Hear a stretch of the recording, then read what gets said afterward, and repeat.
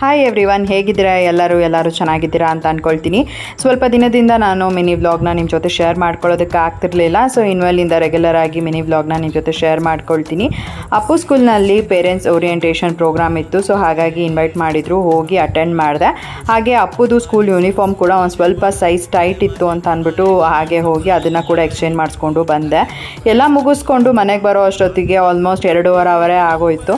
ಇನ್ನು ಅಮ್ಮನ ಮನೆಯಲ್ಲಿ ಪಾಪುನ ಬಿಟ್ಟು ಬಂದಿದ್ದೆ. ಸೊ ಹಾಗಾಗಿ ಬೇಗ ಇಲ್ಲಿ ಮುಗಿಸ್ಕೊಂಡು ಆಮೇಲೆ ಮನೆಗೆ ಹೋಗಿ ಪಾಪುನ ಕರ್ಕೊಂಡು ವಾಪಸ್ ಮನೆಗೆ ಬಂದೆ. ಅವತ್ತಿನ ದಿನ ಏನು ಬ್ಲಾಗ್ ಮಾಡ್ಕೊಳ್ಳೋಕ್ಕಾಗಲಿಲ್ಲ. ನೆಕ್ಸ್ಟ್ ಡೇ ಹೊನ್ನವ ಮಂತ್ರಾಲಯಕ್ಕೆ ಹೋಗೋಣ ಅಂತ ಅಂದ್ಬಿಟ್ಟು ಬೇಗ ರೆಡಿಯಾಗಿ ಇವಾಗ ಸಂಜೆ ಹಾಗೆ ದೇವಸ್ಥಾನಕ್ಕೆ ಬಂದ್ವಿ.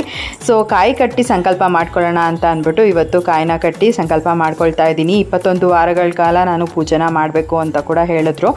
ಒಂದು ವಾರನೂ ಮಿಸ್ ಆಗದಂತೆ ಬಂದು ಇಲ್ಲಿ ಸೇವೆನ ಸಲ್ಲಿಸಬೇಕು ಅನ್ನೋ ಆಸೆ ನನಗಂತೂ ಇದೆ.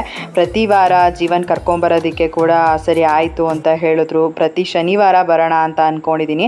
ಯಾಕೆಂತಂದರೆ ಶನಿವಾರ ಜೀವನ್ಗೆ ಒಂದು ಹಾಫ್ ಡೇ ಇರುತ್ತೆ, 2 ವಾರ ರಜಾ ಇರುತ್ತೆ.